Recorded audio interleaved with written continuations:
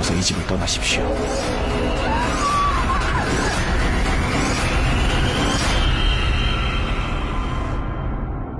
Hey everybody, in this video I'm going to be giving you my thoughts and review on the new Korean horror film, The Wrath. This opened on November 8th here in Korea, and it's actually a remake of the 1986 horror movie of the same name, Yeolgokseong, actually meaning something like woman's wailing. This movie is about a vengeful ghost or a spirit that wreaks havoc on a high-ranking Joseon official and his family. This official actually loses 2 sons to an unknown evil, and the movie The Wrath opens with his 3rd son returning home with a special dagger, with the hopes of vanquishing this evil spirit once and for all. Now, when the 3rd son's new bride becomes pregnant, eerie sounds from deep within the forest, woman's wailing, can be heard, and which signals the return of this evil spirit. So Na-eun from the K-pop group A-Pink plays this newly pregnant bride named Ok-boon, who's forced to live with her husband's stepmother and her 2 daughters-in-law.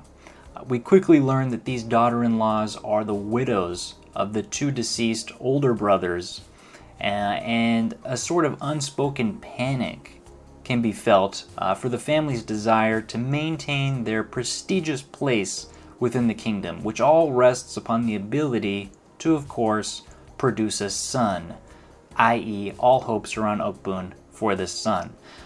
This film seems like it's kind of going for this Cinderella kind of vibe, at least in the beginning, with Ok-boon living with the stepmother and the 2 daughters-in-law, who are pretty mean to her. They're kind of treat her like garbage.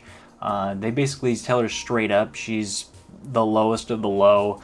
She's just a tool for producing this baby. So yeah, I kind of had that vibe. But this movie, there's no Prince Charming, there's no fairy godmother, no one's coming to Ok-boon's rescue.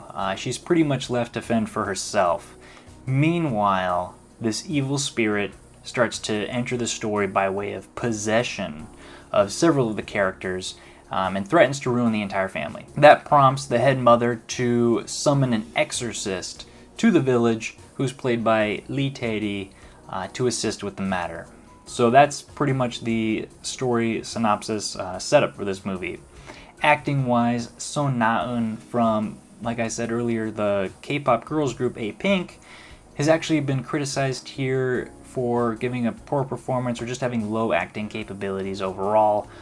To be fair, it's really hard to tell whether or not the filmmakers had to work around her subpar acting capability, or whether this role, was actually just written so paper thin and so bland that, in my opinion, you could have had a mannequin fill this role. But, you know, that's not going to sell tickets, so let's get a big name, let's put her in there. A lot of her dialogue is like just answering a question, yes, no. She's just responding to the mothers or the daughters-in-law with their instructions.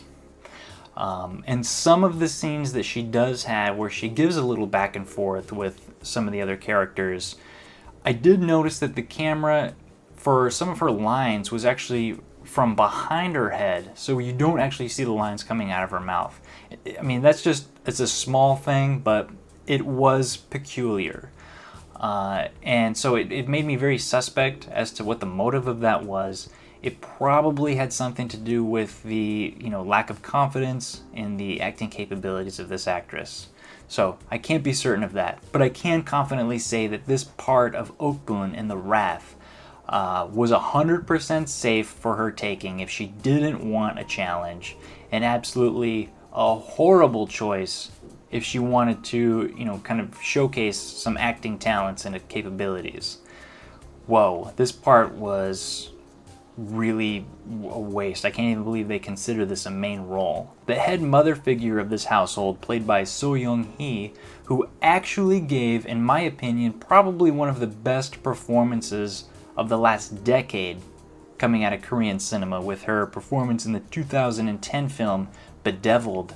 Probably gets the most screen time in The Wrath, but she's very confined to these sitting positions, and she's always giving these instructions and trying to sound a little too scary, in my opinion, with this expositionally heavy instructions to her daughters-in-law and telling us about the story. It was kind of a waste, and it seemed like filler just to put in between the various jump scares and horror elements of this movie, which I do want to mention about.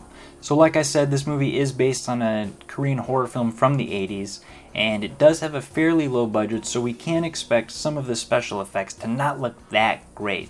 But this movie does actually employ a lot of practical effects as well that also come across as pretty bad, even giving the film the benefit of the doubt that it was trying to go for a sort of retro horror vibe with its overall production.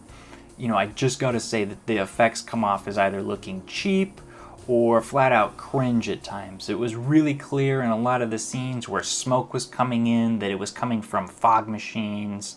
The various lighting changes, like this big red spotlight that dances across some of the rooms or comes out of the forest, it just looked bad.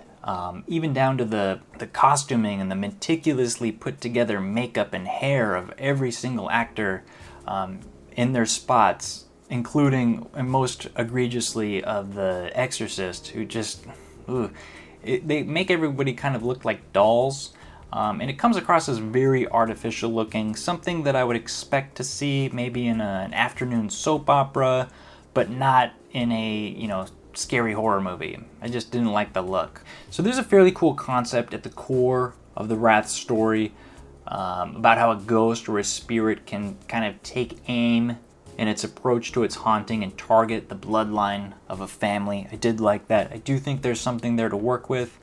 I just think in The Wrath, the overall lackluster production, the paper thinly written characters, the look of the movie in general, this is an overall dud, in my opinion. So I have to rate this movie a 3 out of 10. A definite skip, which is unfortunate for those looking for a cool, good new horror movie coming out of Korea. So we'll have to keep waiting for the next good one. If you do want to see more Korean movie reviews, let me know by liking this video. You can also check out the playlist section where I've got more reviews, and I'm going to be trying to get some perhaps lesser known older Korean movie reviews in the future, so you can expect to see those, I hope, coming soon. So if that sounds good to you, hit subscribe, comment below, share your thoughts on the movies, and until next time, I'm Tyler from The Movie Beat. Keep watching movies.